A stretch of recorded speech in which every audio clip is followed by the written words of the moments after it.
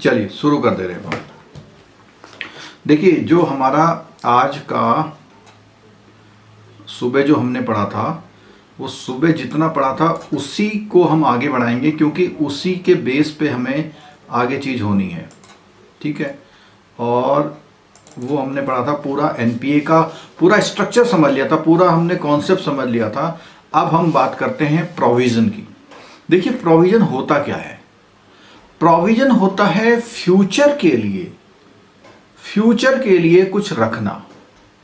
अब फ्यूचर के लिए रखना, एक तो वो होता है लॉस को बचने के लिए रखना, एक होता है खर्चे के लिए प्रोविज़न करना। तो जैसे अगर हमारे घर में कोई बड़ा प्रोग्राम होने वाला है, तो हम उस प्रोग्राम के लिए, जैसे मैरिज होती है घर में, तो मैरिज के लिए हम लोग क्या है, प्रोविज़न करते हैं। लेकिन कुछ ऐसा होने वाला है जो नुकसान होने वाला है, उसके लिए प्रोविज़न रखना। तो यहाँ पर जो हमारे ये अकाउंट में या एनपीए में जो प्रोविज़न होता है, वो प्रोविज़न जो होता है इसलिए होता है कि अगर कोई अकाउंट हमारा खराब हो जाए, तो इसका मतलब हमें नुकसान होगा, फाइनेंशियल लॉस होगा। उस लॉस को अचानक हम अपने प्रॉफिट से ना निकाल लें। हम जैसे कोई अकाउंट 5 साल में खराब हुआ, थोड़ा खराब हुआ, ज़्यादा खराब हुआ, बहुत ज़्यादा ख़त्म हो गया बिल्कुल, तो जो इस तरह से खराब हुआ, उस लोन के लिए हम हर साल कुछ ना कुछ रखना शुरू कर देते हैं। और जब अचानक वो खराब होता है, तो पूरे का फर्क हमारे प्रॉफिट में नहीं पड़ता। अब कैसे, देखिए जरा, आपको ये पता है कि आपका जो प्रॉफिट होता है, आपका जो प्रॉफिट है, वो प्रॉफिट आपका इनकम है। यानी आप जो भी इंटरेस्ट इनकम, जो भी इंटरेस्ट अर्न करते हैं, उसमें से इंटरेस्ट जो अर्न करते हैं और पे करते हैं, इन दोनों का डिफरेंस आपकी इनकम होता है। इंटरेस्ट इनकम, कौन सी इनकम? Interest income. इसमें से आप एक्सपेंसेस माइनस कर दीजिए, तो मोटा मोटा ये कहाँ कन्वर्ट हो जाता है? प्रॉफिट पे कन्वर्ट होता है। ठीक है, और हम ऐसा कहें कि आपकी बैंक का जो प्रॉफिट है, वो सपोज कीजिए इस साल 500 करोड़ हुआ 2020 में, फिर 600 करोड़ हुआ 2021 में, और 2019 में हुआ आपका 400 करोड़। ठीक है, अगर हम ये कहें कि आपकी इससे पहले 2018 में कैपिटल 5000 करोड़ थी, तो ये कैपिटल प्लस होती जाएगी। इस बार आपकी कैपिटल हो गई 5400, इस बार ऐसी हो गई 5900, और अब की हो गई 6500। ठीक है, आप बहुत अच्छा काम कर रहे हैं, खूब प्रॉफिट कमा रहे हैं, सब कुछ कर रहे हैं, लेकिन क्या हो रहा है आपका? क्या हुआ? अचानक एक बड़ा लोन, एक बिग लोन आपका खराब हो गया। लेट्स से 6000 करोड़ का खराब हो गया। अब ये जो 6000 का लोन आपका खराब हुआ, आपके पास अपना कैपिटल सिर्फ 6500 था, तो बैंक क्या हो गया? बैंक गया। ये जो इतने साल से, आप सपोज कीजिए 2002 से बैंक खोले बैठे थे, इतने साल से प्रॉफिट कमाने के बाद आपने इतनी कैपिटल इकट्ठा कर ली। ठीक है, ये कैपिटल आपने जो इकट्ठा करी थी, ये पूरी कैपिटल अचानक इस बड़े लोन की वजह से पूरी कैपिटल आपकी गई और बैंक डूब गया। तो आप प्रॉफिट थोड़ा थोड़ा कमा रहे थे, अचानक एक बड़ा लोन वो हो गया। अच्छा, एक सवाल आपसे मुझे पूछना है, क्या बैंक की कैपिटल बैंक के जो एसेट्स होते हैं उससे ज्यादा होती है या कम होती है? कैपिटल वो होती है जो हम अपने बिजनेस के लिए फंड रेज करके अपने बिजनेस को स्टार्ट करते हैं या बढ़ाते हैं। एसेट्स वो होते हैं, देखिए इसको मैं थोड़ा सा और बढ़िया तरीके से समझा दूं। आपने 500 करोड़ से बैंक शुरू किया, हर बार प्रॉफिट आप ऐड करते चले गए, ऐसे ऐसे करते गए, आज आपकी मान लिया 6000 करोड़ की कैपिटल हो गई। बिल्कुल ठीक है। अब इस कैपिटल के अलावा, ये मैंने पोर्शन बना दिया किसका, कैपिटल का। इस कैपिटल के अलावा आपके वहां डिपॉजिट है, और आपको पता है अच्छे बैंकों की बैलेंस शीट लाख करोड़ में होती है। अगर मैं कहूं 20 लाख करोड़ डिपॉजिट है, तो एडवांसेस में ऐसा मान लेता हूं 15 लाख करोड़, चलेगा ना। अब देखो ये जो एडवांसेस हैं, इसी एडवांसेस को हम लोग क्या नाम दे रहे हैं, एसेट्स। तो आप देखिए कोई मैच नहीं कर रहा। देखो 15 लाख करोड़ और उसकी कैपिटल कितनी है, केवल 6000 करोड़। अब इसका एक 13,000 करोड़ का या कोई बड़ा लोन अगर लॉस हो जाए तो ये बैंक गया। इसी को बचाने के लिए हर लोन के अगेंस्ट में एक प्रोविजन करते हैं। अब जैसे हमारा 15 लाख करोड़ का क्या है, 15 लाख करोड़ के हमारे एसेट्स हैं, तो हमने क्या कर रखा, प्रोविजन कर रखा है। अब ये प्रोविजन हमने एक बॉक्स में रखा हुआ है, और प्रोविजन मिला के हो गया है 8000 करोड़। क्योंकि ये सिर्फ इस अकाउंट पे मेंटेन नहीं हो रहा, ये प्रोविजन जितने भी हमारे अकाउंट्स हैं उन पे मेंटेन हो रहा है। हम एक अलग रख रहे हैं। कैसे अलग रख रहे हैं इसको देखिए। जो हम ये यहाँ बता रहे थे हर साल प्रॉफिट हो रहा है 100 का, 200 का, 500 का या 1000 करोड़ का, इस 1000 करोड़ में से थोड़ा सा, इस 500 करोड़ में से थोड़ा सा, हर बार हम कुछ प्रॉफिट में से कुछ हिस्सा कट कर ले रहे हैं और इस बॉक्स में डालते जाते हैं। इसी को हम लोग जानते हैं प्रोविजन एंड रिजर्व्स। प्रोविजन और कुछ हमारे रिजर्व्स भी होते हैं, ठीक है। तो ये जो मनी हम लोग इकट्ठा करके रख रहे हैं, इसका काम सिर्फ इतना है, अगर आपका लोन खराब होते हैं तो उनको एडजस्ट कर देता है और आप डूबने से बच जाते हैं, ठीक है। अच्छा, तो ये तो मैंने समझाया कि प्रोविजन क्या होता है। अब बात करते हैं कि प्रोविजन कहाँ कहाँ लगता है। अब बात करते हैं प्रोविजन कहाँ कहाँ लगता है। तो इसके लिए एक छोटा सा रिकैप हम लेंगे कि हमारे जो लोन का स्ट्रक्चर है, वो लोन का स्ट्रक्चर कुछ इस तरह से है। क्या होता है हमारे जो है एसेट्स दो पार्ट में डिवाइड होते हैं। एक होते हैं परफॉर्मिंग, एक होते हैं नॉन परफॉर्मिंग। परफॉर्मिंग में हमने बताया कि जितने भी परफॉर्मिंग एसेट्स होते हैं उनको हम लाते हैं कौन सी कैटेगरी में, स्टैंडर्ड। और स्टैंडर्ड में हमने बताई थी 4 कैटेगरी, एक प्योर, दूसरी SMA0, तीसरी SMA1 और चौथी SMA2। नॉन परफॉर्मिंग में हमने 3 कैटेगरी बताई थी आपको। नॉन परफॉर्मिंग में कितनी बताई थी, 3 कैटेगरी। तो 3 कैटेगरी में पहली कैटेगरी हमारी हो गई सब स्टैंडर्ड, ठीक है। दूसरी कैटेगरी हो गई हमारी डाउटफुल, और आपको पता है कि डाउटफुल में कितनी कैटेगरी होती हैं, 1, 2 और 3, और उसके बाद बताई थी लॉस कैटेगरी, ठीक है। तो मेरा सबसे पहला क्वेश्चन ये है कि क्या हर तरह के लोन अकाउंट में प्रोविजन लगता है या सिर्फ डूबने वाले लोन्स पे लगता है, कि स्टैंडर्ड पे भी प्रोविजन लगता है।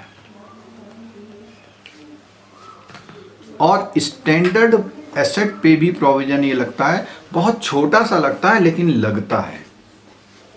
स्टैंडर्ड में भी प्रोविजन लगता है, थोड़ा लगता है लेकिन लगता है। और क्या क्या कैटेगरी है इसकी एक कैटेगरी तो है 0.25% की, ठीक है। एक कैटेगरी है 0.40% की, एक कैटेगरी है 0.75 की, एक कैटेगरी है 1% की और एक कैटेगरी है 2% की। ठीक है, यानी आपके जो भी लोन्स हैं उस पर इतना प्रोविजन लगना है। कैसे? अगर आपके 2000 करोड़ के स्टैंडर्ड एसेट हैं उनमें भी प्रोविजन लगना है। इसके लिए जो CIB वाले हैं वो पेज नंबर खोल लीजिए 547, और JIB वाले केवल सुन लेना। 547 पेज खोल लीजिए, 547 सामने भी मैं खोल दे रहा हूं।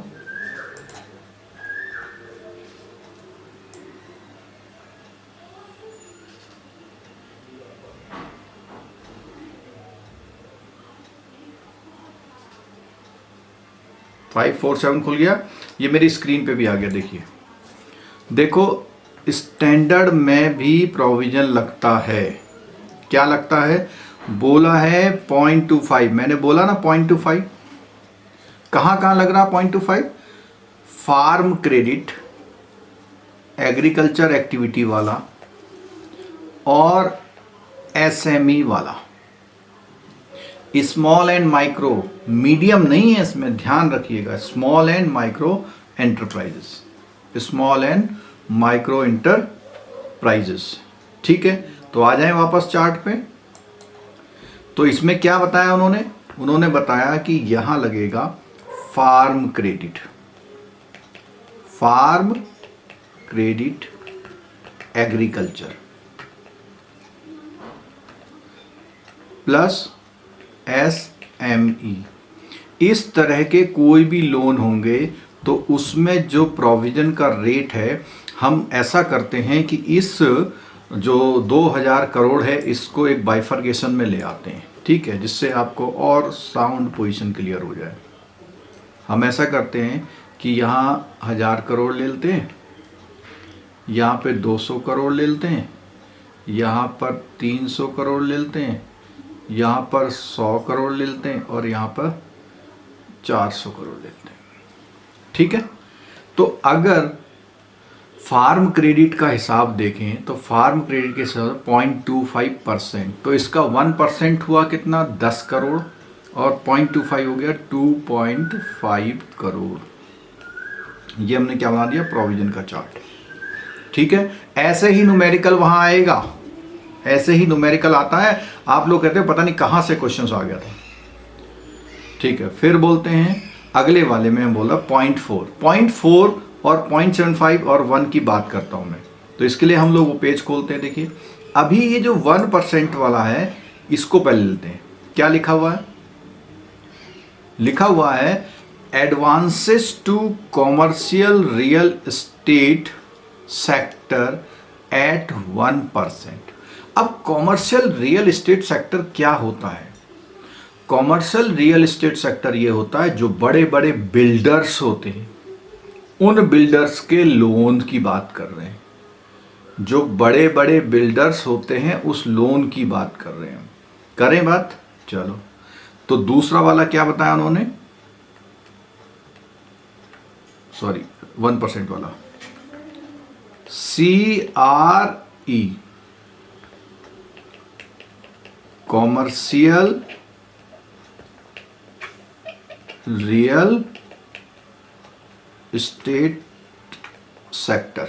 ठीक है, क्लियर हो गई बात? नेक्स्ट में आते हैं हम लोग। जिन लोगों को किताब में देख सकते हैं, बाकी लोग देखो, यहां बोला हुआ है commercial real estate residential housing sector. कौन सा सेक्टर? वो कॉमर्शियल रियल एस्टेट कौन सा था? ये है कॉमर्शियल का मतलब कॉम्प्लेक्सेस जो होते हैं उसकी बात कर रहे हैं हम यहां पे। कौन सी बात कर रहे हैं हम यहां पे? Complexes, complexes. और यहां पर जो CRE है वो CRE कौन सा वाला है 0.75 पे? जो रेजिडेंशियल है। कौन सा है? जो रेजिडेंशियल।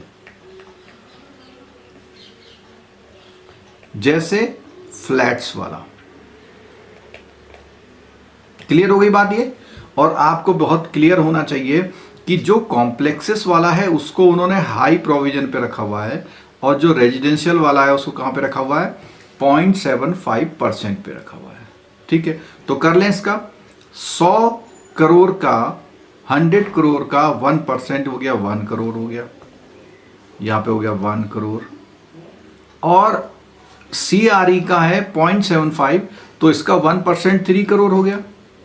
तो 3 का हाफ करेंगे तो कितना आ जाएगा, मतलब 3 का 0.75 करेंगे तो 2.25। क्लियर हो गया। अच्छा, अब 2% का बुक में शायद दिया नहीं है, लेकिन मैं आपको एक्सप्लेन कर देता हूं, अगर दिया है, दिया हुआ दिया। Housing loan extended at teaser rate. ये टीजर रेट वो होता है कि जिसमें एडवांस करते समय शुरुआत में उसका रेट कम होता है, और 2 साल बाद या 3 साल के टर्म के बाद वो उसको बढ़ा देते हैं, नॉर्मल रेट पे ले आते हैं। तो RBI ने माना है कि ऐसे लोन के NPA होने का खतरा ज़्यादा रहता है, तो उन्होंने उस पर और हायर कर दिया। और क्या कर दिया, हायर कर दिया। और हायर करने के बाद अभी एक पॉइंट और है, अभी बताते हैं। तो इसमें हम क्या कर दें, तो यहाँ पे मैंने क्या लिख दिया, टीजर लोन। कौन से लोन, टीजर। कई बार पूछते हैं ना टीजर लोन क्या होता है। टीजर माने चिढ़ाना, यानी कोई बैंक लोन की जो परसेंटेज है उसको डाउन कर देता है। ठीक है, टीजर। अब ये जो अच्छा 2% निकाल लेते हैं तो इसमें आ जाएगा, कितना आ जाएगा हमारा, 8 करोड़ आ गया। ठीक है, नेक्स्ट में बात करते हैं। नेक्स्ट हमारा है आपका 40% वाला। ये जो 40% वाला है, इस 40% में कौन से लोन आते हैं, इसमें मैं लिख देता हूं ऑल अदर लोन। कौन से, ऑल अदर लोन्स। जितने भी बचे, तो हमारे ये 200 करोड़ के जो लोन है इसका 40%, 0.40%, 1% 2 हुआ, 1% कितना हो गया, 2 हो गया, तो 40% कितना हो गया, 0.8 हो गया। इसको हम ऐड कर लेते हैं, 8 और 1 9, 2 11 और 2 13 और 1 13 और 1 14। तो देखिए इतने करोड़ का आपका प्रोविजन बना। तो एक न्यूमेरिकल आपका ये पक्का हो गया कि स्टैंडर्ड एसेट का कोई सवाल आएगा, उसमें ऐसे ऐसे बाइफर्गेशन होंगे तो उसमें रहेगा। ठीक है, थोड़ा सा बुक भी दिखा देते हैं आपको। ये लिखा हुआ है the provision rate, sorry all other loans and advance not included 1 2 और 3, सब में 40 होगा।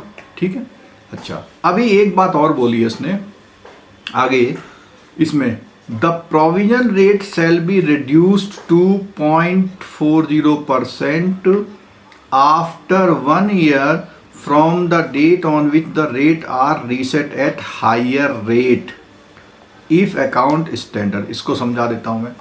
देखिए जो ये हमने प्रोविजन किया था, ये वाला प्रोविजन जो था 2% वाला, यहां पर आ सकता है। कब, जब इसका मान लिया इसने, इसको सैंक्शन डेट हम करते हैं 15/2/18 और 2 ईयर का टीजर रेट था। तो 2 ईयर का टीजर रेट था, तो 15/2/20 को ये नॉर्मल उसमें आ सकता है। 2 कंडीशन उन्होंने बताई है। क्या, पहली कंडीशन तो ये अकाउंट क्या होना चाहिए, स्टैंडर्ड होना चाहिए। ठीक है, और उसके बाद 15/2 को के बाद प्लस 1 ईयर, 1 साल तक वो चलना चाहिए। तो यहाँ पे 15/2/21 आ जाएगा। 15/2 क्या आ जाएगा यहाँ पे, 15/2/21 आएगा। कितना आएगा, 15/2/21 को। क्लियर हो गया आपको। अब देखो ये मेरा पूरा हुआ कि किसी भी स्टैंडर्ड अकाउंट में, चाहे वो सिक्योर्ड है चाहे वो अनसिक्योर्ड है, उसके अगेंस्ट में आपको प्रोविजन इतना करना पड़ेगा। आप खुद देख लीजिए 2000 करोड़ के लिए क्या बैंक 14.55 करोड़ का प्रोविजन नहीं कर सकता। इसका मतलब ये है कि जो उसका प्रॉफिट हुआ था उस प्रॉफिट में से इस साल का जो प्रॉफिट हुआ था माइनस कर लिया उसने क्या, प्रोविजन। माइनस क्या कर लिया उसने, प्रोविजन। ठीक है, ये उसका फिर नेट प्रॉफिट आ गया। उसके बाद फिर क्या आ गया, उसके बाद नेट प्रॉफिट। ठीक है, चलो ये स्टैंडर्ड सेट का हो गया। अब आते हैं सबसे सोचने समझने और याद करने की बात। इसके लिए मैंने चार्ट को इस तरह बनाया है कि आपको कोई डाउट ना हो। ठीक है, अब हम बात करते हैं कौन से अकाउंट में प्रोविजन, एनपीए अकाउंट में प्रोविजन। ठीक है, अब हम बात कर रहे हैं कौन से अकाउंट में प्रोविजन, एनपीए में। तो एनपीए में प्रोविजन करने के लिए हमने पहले से ही पार्ट बना रखे हैं। और सब स्टैंडर्ड बताइए, सब स्टैंडर्ड पे प्रोविजन कितना है। यहाँ पे मैंने बोला था ना कि स्मॉल एंड माइक्रो पे तो होता है कौन सा वाला 0.25, और मीडियम पे कितना होता है। ये इसकी जो रीडिंग है, इसका आप एक शॉट ले लीजिए, स्क्रीनशॉट। ये पॉइंट सारे आप पढ़ लीजिएगा, छोटे छोटे पॉइंट्स हैं। तो वो वाली बात मैं बता रहा हूँ जिसकी मैंने डिस्कस कर ली थी मीडियम वाले पे। देखो अब हम बात करते हैं सब स्टैंडर्ड की। किसकी बात करते हैं, तो सब स्टैंडर्ड में जो आंसर है देखिए लिखा हुआ, और जर्नल प्रोविजन ऑफ 15%। कितना, 15% का प्रोविजन होगा। ये लाइन बहुत important, without making any allowances. ये बात आप नहीं समझ पाते हैं, इसे समझ लीजिएगा कि चाहे वो ईसीडीसी से कवर हो या ना हो, और चाहे उसमें कोई सिक्योरिटी अवेलेबल हो या ना हो।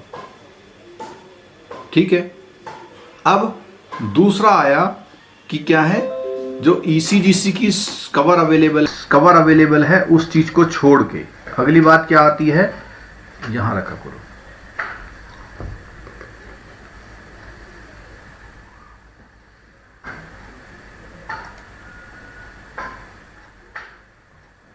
ठीक है, हाँ, तो ईसीडीसी की जो बात आ रही थी, अब यहां बोला the unsecured portion, unsecured exposure which are identify at sub standard would attract additional 10%। इसका मतलब क्या हो गया, 25%। इसका मतलब साफ साफ हो गया कि जो सिक्योर्ड है उसमें है 10%, और जो अनसिक्योर्ड पोर्शन है उसमें है कितना, अनसिक्योर्ड पोर्शन से मतलब क्या है, उसका ऑन कर देना।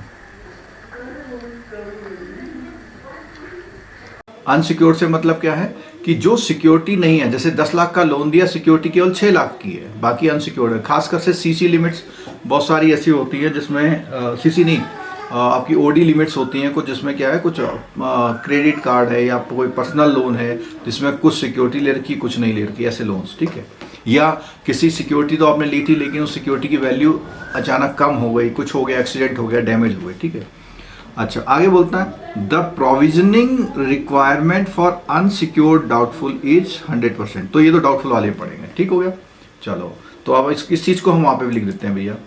यहाँ पे क्या है कि एक पोर्शन तो है कितना, यहाँ पे दो बनाने पड़ेंगे हमें लाइनें। एक लाइन बनानी पड़ेगी हमें सिक्योर्ड वाली, और एक बनानी पड़ेगी हमें अनसिक्योर्ड वाली। एक क्या बनानी पड़ी, सिक्योर्ड, और दूसरी क्या बनानी पड़ेगी, अनसिक्योर्ड।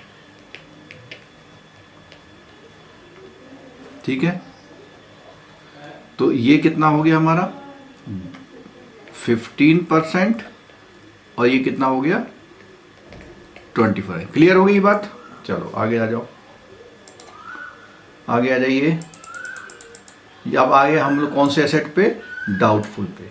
तो डाउटफुल पे बिल्कुल साफ साफ है यहाँ पर कि 100% of the extent advance is not covered by realisable value of the security, bank has valid recourse, the realisable value estimated on the realistic basis. इसका मतलब ये है कि अगर कहीं पे रियलाइजेबल वैल्यू जो है उसकी कवर नहीं हो रही है और डाउटफुल एसेट है तो उस पर 100% प्रोविजन होगा। ठीक है, अब डाउटफुल में 3 कैटेगरी थी। 3 कैटेगरी कौन सी है, एक है D1, एक है D2 और एक है D3। 3 कैटेगरी हो गई। 3 कैटेगरी में पहली कैटेगरी में प्रोविजन कितना है 25, दूसरी में 40 और फिर 100 है।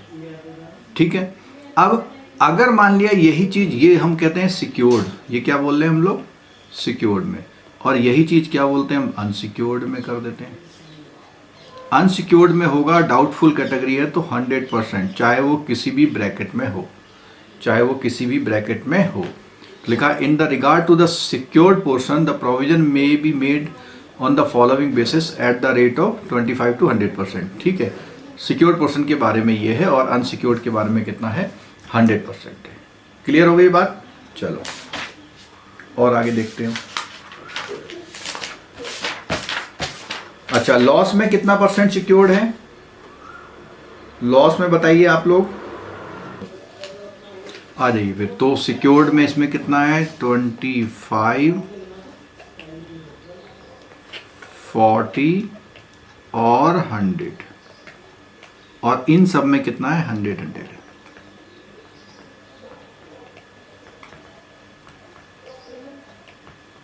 ठीक है, और लॉस में जो है पूरा 100% है, बिल्कुल ठीक। लॉस में प्रोविजन पूरा कितना है, 100%। अब आप समझ गए कि इसीलिए लॉस अकाउंट को तुरंत राइट ऑफ कर देते हैं। क्यों? क्योंकि राइट ऑफ कहाँ से, राइट ऑफ आपके चार्जेस अकाउंट को डेबिट होता है और उस अकाउंट को क्रेडिट कर देते हैं, खत्म कर देते हैं, अपनी बुक से हटा देते हैं। एक क्वेश्चन कई बार प्रमोशन एग्जाम में आता है कि राइट ऑफ का अमाउंट डेबिट कहाँ से होता है। राइट ऑफ का जो अमाउंट डेबिट होता है वो हमेशा जो है चार्जेज अकाउंट से होता है, और राइट ऑफ अकाउंट में जो रिकवरी आती है वो भी हमेशा चार्जेज अकाउंट को क्रेडिट होती है। ये प्रमोशन एग्जाम का क्वेश्चन है, कई बार पूछा गया है। ठीक है, अब एक बहुत बड़ी बात जो आप समझने में दिक्कत करते हैं, और वो है बहुत बड़ी बात, क्रिलिक वाली। कौन सी बात है, क्रिलिक वाली। क्या है देखते हैं, चलिए पेज नंबर 552 खोल लीजिए। Central repository of information of large credit. तो अभी हमने क्रिलिक खोला है, वो कहता है, देखो यहाँ पे कितने चालाकी से उसने लिखा हुआ है। क्यों बच्चे गलती कर रहे हैं, इसलिए कर रहे हैं। देखो पहली बात है, उसने लिखा हुआ है 50 मिलियन एंड अबव विद इतना। अब ये 50 मिलियन एंड अबव विद, यानी 50 मिलियन का मतलब है 5 करोड़। 50 मिलियन, 50 मिलियन का मतलब कितना होता है, 500 लाख होता है, 500 लाख, क्योंकि 1 मिलियन बराबर 10 लाख। ठीक है, और इसी को हम 5 करोड़। तो एक तो डाउट अपना ये दूर कर लीजिए आज कि 50 मिलियन यानी 5 करोड़ से ऊपर के लोन में लगता है, लेकिन कब, सब में नहीं लगेगा। क्रिलिक का रूल, ये प्रोविजन है क्रिलिक के। ये प्रोविजन कब लगते हैं, पहली शर्त है, फर्स्ट कंडीशन, कि वो लोन जो होना चाहिए 5 करोड़ एंड अबव। इसको ऐसे लिखते हैं, 5 करोड़ एंड अबव, यानी 5 करोड़ भी शामिल है। ठीक है, अब तो दूसरी कंडीशन क्या है, नॉन रिपोर्टिंग। क्या, नॉन रिपोर्टिंग ऑफ SMA। इसको हम टेक्स्ट में पढ़ लेते हैं। RBI has set up central depository of information on large credit to collect, store and disseminate credit data to lenders। यानी जितने lenders हैं उनको ये डेटा मिले, शेयर करते हैं। वो कोई बड़ा लोन एक ने दिया तो दूसरा वाला लोन देगा नहीं देगा, उससे पहले क्रिलिक का सेटअप चेक करेगा। Accordingly, RBI Department of Banking Supervision has advised by circular इतना central level large credit that bank will require to report credit information including classification of an account as SMA to CRILIC on all their borrowers having aggregate fund based and non fund based exposure इतना। ठीक है, तो जो लोग इसकी reporting नहीं करेंगे उनको हायर प्रोविजन करना है, जो लोग करेंगे उनको नहीं करना है, जो लोग नहीं करेंगे। अब देखिए इसमें आगे बोलता है हायर क्रॉप लोन्स, एंड ये क्वेश्चन पूछ सकता है कि 5 करोड़ वाले कौन कौन से नहीं, क्रॉप लोन इसमें शामिल नहीं होंगे, एग्जेम्प्टेड हैं इसमें। But bank should continue to report their other agricultural loans in terms of the above instruction. Bank need not report their interbank exposure. Interbank का मतलब कि SBI ने अगर PNB को लोन दिया हुआ है कोई, तो वो नहीं लेना है इसमें। सिर्फ इंडिविजुअल और कंपनी बोरोवर्स हैं वो और उनका सब एग्रीगेट मिला के जोड़ना है। मान लिया उसने 2 करोड़ की एक लिमिट ले रखी है, 3 करोड़ की एक ले रखी है, तो दोनों जोड़ के बताएंगे। ऐसा नहीं कि 2 करोड़ को भी छोड़ दिया और 3 को भी छोड़ दिया, ठीक है। As per RBI before loan account turn into NPA, ये तो हमने बता दिया था। यहाँ ध्यान से देखिएगा, इन देश where banks fail to report SMA, लिख आ गया नहीं आ गया, देखो। यानी अगर आप फेल हो गए रिपोर्ट करने में, जब फेल हो गए रिपोर्ट करने में, तो आपको क्या करना है? देखो यहाँ एक वर्ड आएगा एक्सेलरेटेड आएगा। क्या आएगा? एक्सेलरेटेड। देखो, the current provisioning requirement and the revised accelerated provisioning, ये वर्ड आ गया। एक्सेलरेटेड माने थोड़ा सा ज्यादा करना पड़ेगा। थोड़ा सा क्या करना पड़ेगा? ज्यादा। तो इस चीज को समझ लीजिए। अब यहां पे देखिए, स्टैंडर्ड सब स्टैंडर्ड हो गए 2, और नीचे हो गए आपके तीनों डाउटफुल हो गए। ये सब स्टैंडर्ड को भी उसने 2 कैटेगरी में बांट दिया। पहली कैटेगरी 6 महीने वाली और दूसरी कैटेगरी 6 महीने से ज्यादा वाली। तो इसको हम अपने चार्ट में कर लेते हैं काम। देखो, सब स्टैंडर्ड को भी 2 कैटेगरी में बांटा उसने। कौन कौन सी 2 कैटेगरी? इसको हम ऐसा करते हैं, ब्लैक पेन से लिख लेते हैं। एक है अप टू 6 मंथ और एक है मोर देन 6 to 1। आपको पता है कि सब स्टैंडर्ड में जो स्टैंडिंग होती है कितने साल तक रहता है? 12 मंथ तक रहता है। हमने शुरू में बता दिया था। कोई भी अकाउंट सब स्टैंडर्ड में 12 महीने तक पार्क होता है। कोई भी अकाउंट सब स्टैंडर्ड में 12 महीने तक पार्क होता है। 12 महीने तक सब स्टैंडर्ड में रहता है।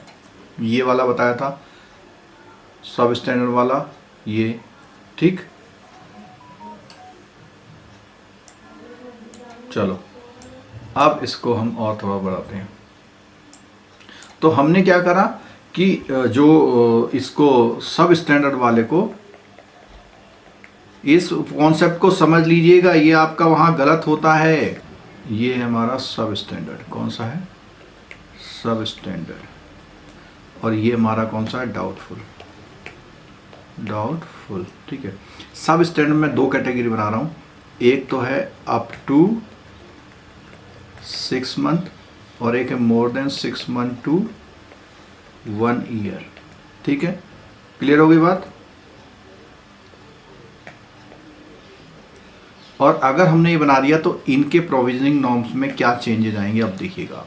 पहले आते हैं, वो कहता है कि करंट में जो 15% है उसमें कोई भी चेंज नहीं है। यानी उसने क्या किया, इस कैटेगरी वाले को कोई रिस्क में नहीं लाया और उसने कोई चेंज नहीं किया। देखिए, तो इसका मतलब पहले वाले में तो जब वो था 15, तो ये भी कितना है? 15 है। ये जो मैं ब्लैक कलर से लिख रहा हूँ, ये एक्सेलरेटेड प्रोविजन लिख रहा हूँ, कोई चेंज नहीं है, ठीक है। लेकिन जो अकाउंट 6 महीने से पुराना सब स्टैंडर्ड चल रहा है, उस पे उसने चेंज करके कितना कर दिया? 25%। कितना कर दिया? 25%। तो ये वाला 25% हो गया। इसको मैं अभी याद करने का तरीका भी बता दूं, पहले आप केवल समझ लीजिए, कॉन्सेप्ट समझ लीजिए, ठीक है। अच्छा, अब एक चीज और है, देखो कि ये कौन से पोर्शन पे था? सिक्योर्ड पे। अब हम बात करते हैं किस पे? अनसिक्योर्ड पे। तो ये है आपका अनसिक्योर्ड वाला पोर्शन, दिख रहा है। तो अनसिक्योर्ड में जैसे ही आया तो उसने फिर एक कैटेगरी बढ़ा दी कि इंफ्रास्ट्रक्चर लोन तो नहीं है। अगर वो इंफ्रास्ट्रक्चर लोन है तो जो उसका 25% था, तो वो उसका 25% है, अदर देन इंफ्रास्ट्रक्चर लोन, ठीक है। क्लियर होगी बात? अदर देन इंफ्रास्ट्रक्चर लोन 25 का 25 ही है, और जो 6 महीने से ज़्यादा था सिक्योरिटी वाले में, उसका हो गया 25 से 40। अब यहाँ पे देखिएगा ध्यान से, तो इसमें 6 महीने वाले में इसने इसमें भी कोई चेंज नहीं किया। क्या करा, इसको तो रहने दिया 25 और इसको कर दिया कितना 40। ठीक है। और यहाँ एक चीज़ और करी उसने कि जो इंफ्रा के लोन होते हैं, इंफ्रास्ट्रक्चर के लोन होते हैं, इंफ्रास्ट्रक्चर के लोन के लिए उसने 20% फ्लैट रखा, 20% फ्लैट रखा, 20% फ्लैट रखा। देखिए इसमें देखिए, जो इंफ्रा के लोन है, जो इंफ्रा के लोन है, इंफ्रा का मतलब जैसे कोई एनर्जी सेक्टर का लोन है, कोई मेट्रो का लोन है, इस तरह के लोन, सड़क वाले का NHAI का लोन है, उसमें उसने प्रोविजनों में कोई चेंज नहीं किया और करंट प्रोविजन भी उसने 20% किया। एक्सेलरेटेड नहीं किया। एक्सेलरेटेड किस में किया उसने? एक्सेलरेटेड उसने किया जो लोन इंफ्रा के अलावा थे और 6 महीने से ज़्यादा, यानी उसने सिर्फ इसमें इफेक्ट लाया, इसमें। और ऐसे भी यहाँ पे इसने सिर्फ इसमें इफेक्ट लाया, यानी 6 से उस वाले पे लाया। ठीक है, क्लियर हो गया। 5 करोड़ से सारे लोन रिपोर्ट करने हैं, पहली बात। और SMA कैटेगरी भी रिपोर्ट करनी है, तो क्योंकि और लोनों में SMA कैटेगरी रिपोर्ट नहीं होती। आप सिविल में देखोगे या तो NPA आएगा या स्टैंडर्ड आता है, SMA नहीं आता। लेकिन जो 5 करोड़ से ऊपर का लोन होगा उसमें SMA भी लिख के आता है, ये करना है। ठीक है, चलो आप देखिए आगे। चलो अब आते हैं हम डाउटफुल वाले पे। डाउटफुल वाला देखिए, डाउटफुल वाले में हमने पढ़ लिया था कितना, 40, और ये है हमारे नॉर्मल रेट, अभी हमने पीछे पढ़े। अच्छा एक चीज समझिए, ये आप समझ रहे हैं, यहाँ पे सेकंड लिख दिया, यहाँ पे थर्ड फोर्थ लिख दिया, यहाँ 5 लिख दिया, ये क्या मतलब है? बहुत अच्छा लिखा हुआ है इन्होंने। क्यों लिखा हुआ है कि पहला साल देखो यहाँ कितना क्लियर हो गया, ये पूरा चला 1 ईयर, ये चला 1 ईयर यानी सेकंड ईयर हो गया, ये चला 2 ईयर, थर्ड और फोर्थ हो गया, और ये चला मोर देन आगे, तो यानी 5th से आगे हो गया। ठीक है, चलो तो नॉर्मल है 25, ठीक है, सिक्योर्ड पोर्शन में 2 साल वाले में, और नॉर्मल है 40 सिक्योर्ड पोर्शन में 3 से 4 साल में अप टू 3 ईयर में, और 100, 25, 40 और 100, 25, 40 और 100, यहाँ देख लीजिए यही था, 25, 40 और 100 इसमें ही था। देखो जिसमें पहले से 100% है उसमें एक्सेलरेटेड प्रोविजन नहीं होगा, वो तो खुद ही ज़्यादा है। जिसमें पहले से 100% है उसमें कोई ज़्यादा नहीं होगा।